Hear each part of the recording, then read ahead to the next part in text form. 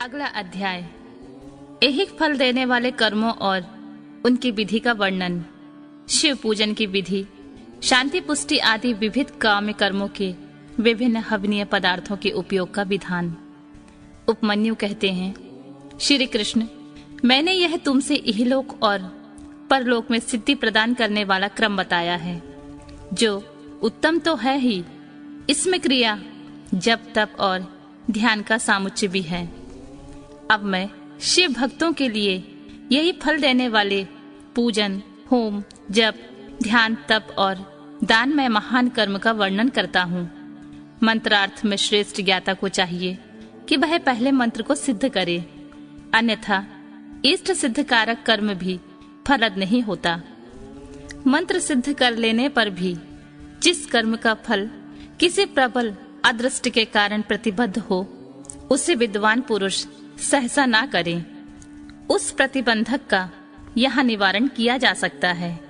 कर्म करने के पहले ही शकुन आदि उसकी परीक्षा कर लें और प्रतिबंधक का पता लगने पर उसे दूर करने का प्रयत्न करें।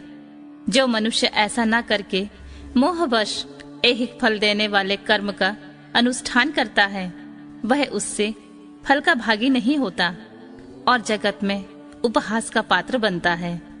जिस पुरुष को विश्वास ना हो तो वह ऐहिक फल देने वाले कर्म का अनुष्ठान कभी ना करे, क्योंकि उसके मन में श्रद्धा नहीं रहती और श्रद्धाहीन पुरुष को उस कर्म का फल नहीं मिलता। क्रिया कर्म निष्फल हो जाए तो भी उसमें देवता का कोई अपराध नहीं है, क्योंकि शास्त्रोक्त विधि से ठीक ठाक कर्म करने वाले पुरुषों को यही फल की प्राप्ति देखी जाती है। जिसने मंत्र को सिद्ध कर लिया है, प्रतिबंधक को दूर कर दिया है, मंत्र पर विश्वास रखता है और मन में श्रद्धा से युक्त है, वह साधक कर्म करने पर उसके फल को अवश्य पाता है। उस कर्म के फल की प्राप्ति के लिए ब्रह्मचर्य परायण होना चाहिए। रात में हविष्य भोजन करें, खीर या फल खाकर रहें। हिंसा आदि जो निषिद्ध कर्म है, उन्हें मन से भी ना करें। सदा अपने शरीर में भस्म लगाएं, सुंदर पवित्र वेशभूषा धारण करें और पवित्र रहें। इस प्रकार आचारवान होकर अपने अनुकूल शुभ दिन में पुष्पमाला आदि से अलंकृत पूर्वोक्त लक्षण वाले स्थान में एक हाथ भूमि को गोबर से लीपकर वहां बिछे हुए भद्रासन पर कमल अंकित करें, जो अपने तेज से प्रकाशमान हो। वह तपाए हुए सुवर्ण के समान रंग वाला हो, उसमें 8 दल हो और केसर का भी बना हो। मध्य भाग में वह कर्णिका से युक्त और संपूर्ण रत्नों से अलंकृत हो। उसमें अपने आकार के समान ही नाल होनी चाहिए। वैसे स्वर्ण निर्मित कमल पर सम्यक विधि से मन ही मन अणिमा आदि सब सिद्धियों की भावना करें। फिर उस पर रत्न का, सोने का अथवा स्फटिक मणिक का उत्तम लक्षण से युक्त वेदी सहित शिवलिंग स्थापित करके उसमें विधि पूर्वक पार्षदों सहित अविनाशी साम्य सदाशिव का आवाहन और पूजन करें। फिर वहां साकार भगवान महेश्वर की भावनामयी मूर्ति का निर्माण करें, जिनकी 4 भुजाएं और 4 मुख हो और वे सब आभूषणों से विभूषित हों। उसे व्याघ्र चर्म पहनाया गया हो, उसके मुख पर कुछ कुछ हास्य की छटा छा रही हो।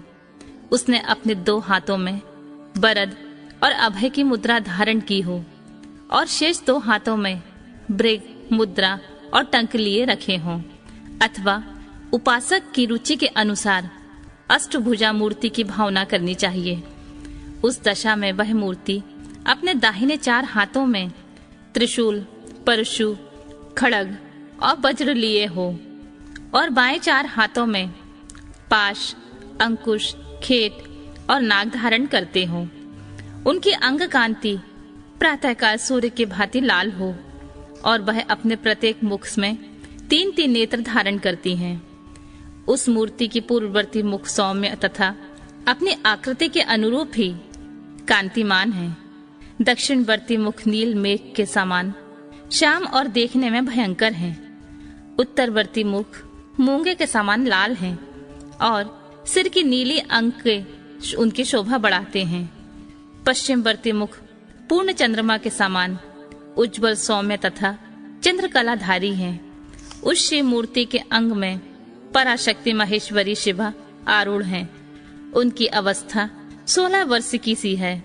वे सबका मन मोह लेने वाली हैं और महालक्ष्मी के नाम से विख्यात हैं। इस प्रकार भावनामयी मूर्ति का निर्माण और सरलीकरण करके उनमें मूर्तिमान परम कारण शिव का आवाहन और पूजन करें। वहां स्नान कराने के लिए कपिला गाय के पंचगव्य और पंचामृत का संग्रह करें। विशेषतः चूर्ण और बीज को भी एकत्रित करें। फिर पूर्व दिशा में मंडल बनाकर उसे रत्न चूर्ण आदि से अलंकृत करके कमल की कर्णिका में ईशान कलश की स्थापना करें। तत्पश्चात उसके चारों ओर सद्योजात आदि मूर्तियों की कलशों की स्थापना करें। इसके बाद पूर्व आदि 8 दिशाओं में क्रमशः विदेश्वर के 8 कलशों की स्थापना करके उन सबको तीर्थ के जल से भर दें और कंठ में सूत लपेट दें। फिर उनके भीतर पवित्र द्रव्य छोड़कर मंत्र और विधि के साथ साड़ी या धोती आदि वस्त्र से उन सब कलशों को चारों ओर से ढक दें। तदनंतर मंत्रोच्चारण पूर्वक उन सब में मंत्र न्यास करके स्नान का समय आने पर सब प्रकार के मांगलिक शब्दों और वाद्यों के साथ पंचगव्य आदि के द्वारा परमेश्वर शिव को स्नान कराएं।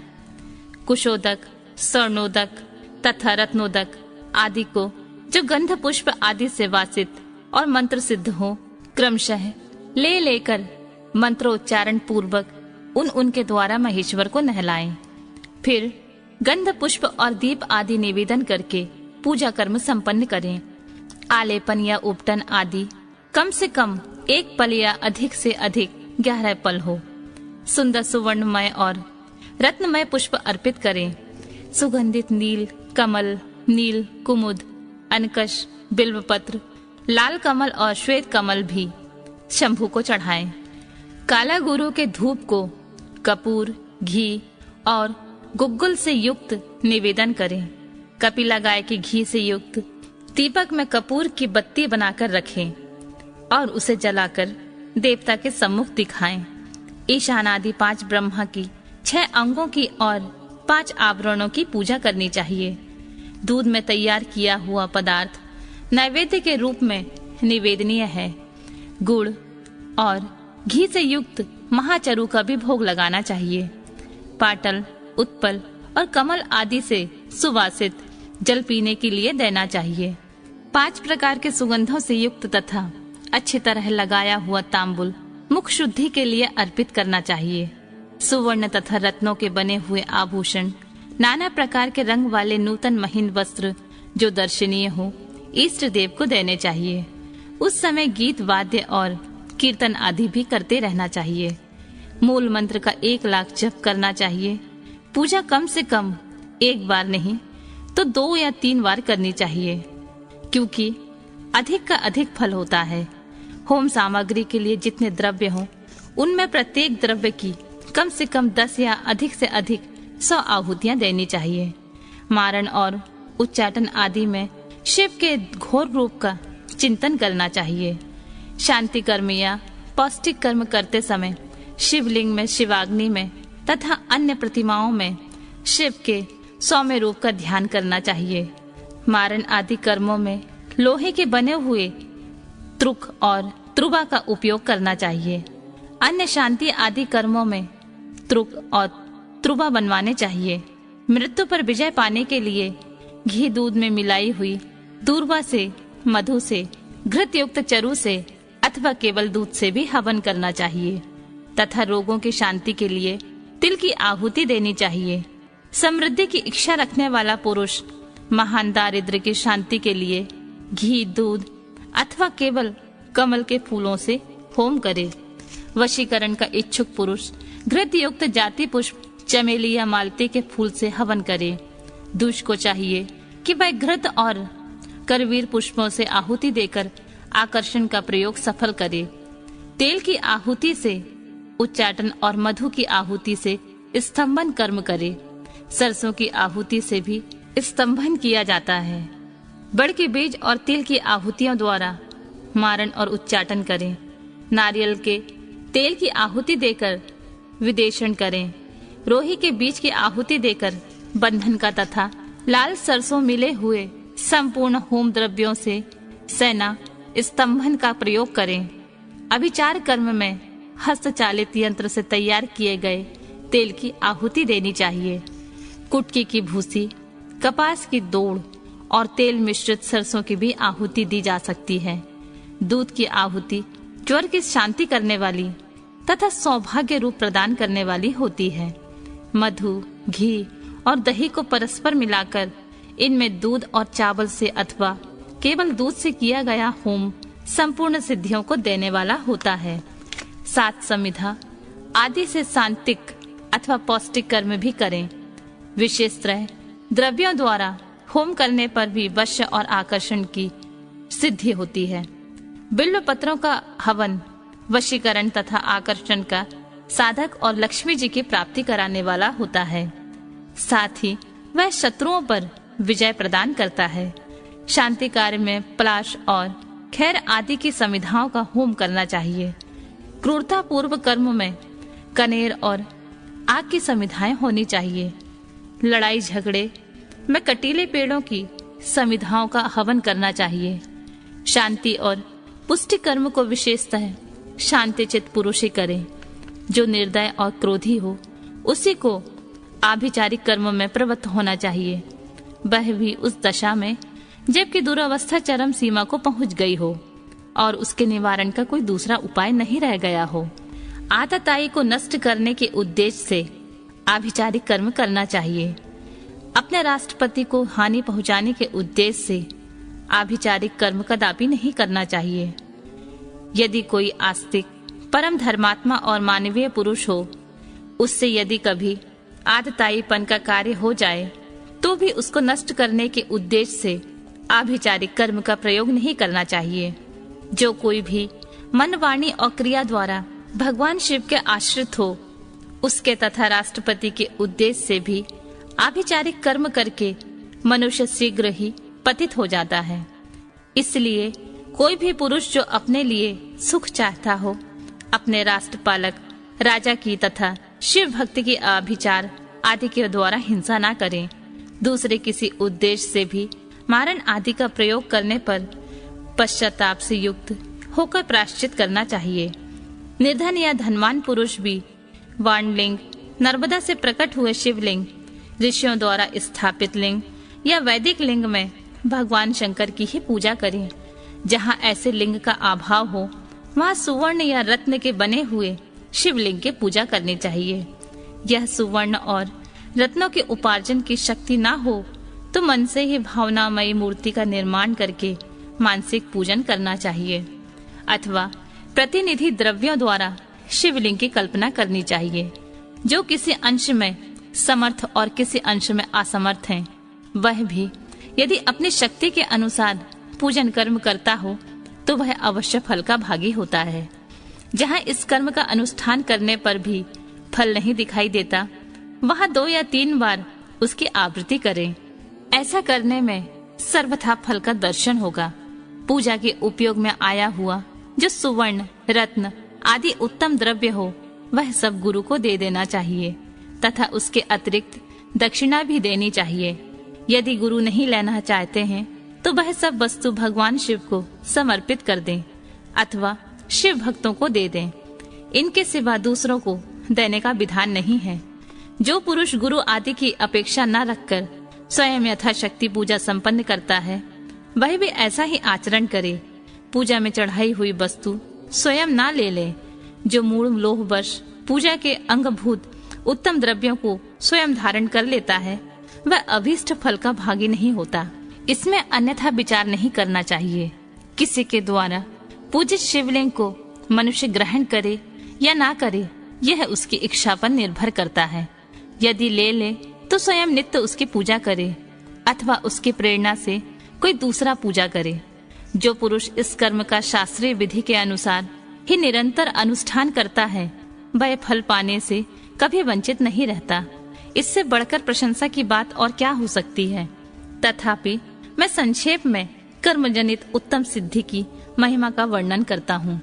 इससे शत्रुओं तथा अनेक प्रकार की व्याधियों का शिकार होकर और मौत के मुंह में पड़कर भी मनुष्य बिना किसी विघ्न बाधा के मुक्त हो जाता है। अत्यंत कृपण भी, उदार और निर्धन भी कुबेर के समान हो जाता है। कुरूप भी कामदेव के समान सुंदर और बूढ़ा भी जवान हो जाता है। शत्रु क्षण भर में मित्र और विरोधी भी किंकर हो जाता है। अमृत विष के समान और विष भी अमृत के समान हो जाता है। समुद्र भी स्थल और स्थल भी समुद्रवत हो जाता है।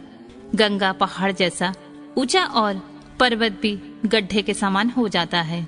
अग्नि सरोवर के समान शीतल और सरोवर भी अग्नि के समान दाहक बन जाता है। उद्यान जंगल और जंगल उद्यान हो जाता है। शूद्र भृग सिंह के समान शौर्यशाली और सिंह भी क्रीड़ा मृग के समान आज्ञापालक हो जाता है। स्त्रियां अभिसारिका बन जाती हैं, अधिक प्रेम करने लगती हैं और लक्ष्मी सुस्थिर हो जाती है। वाणी इच्छानुरूप दासी बन जाती है और कीर्ति गणिका के समान सर्वत्र गामिनी हो जाती है। बुद्धि स्वेच्छा अनुसार विचरने वाली और मन हीरे को छेदने वाली सुई के समान सूक्ष्म हो जाता है। शक्ति आंधी के समान प्रबल हो जाती है और बल मत गजराज के समान पराक्रमशाली होता है।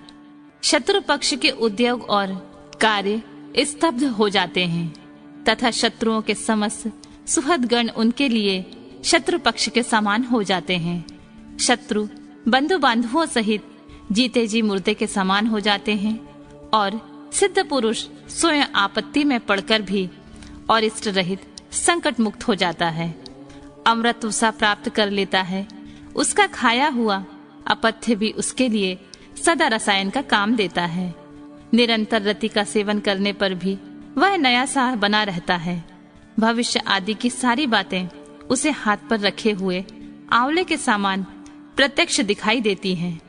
अणिमा आदि सिद्धियां भी इच्छा करते ही फल देने लगती हैं। इस विषय में बहुत कहने से क्या लाभ।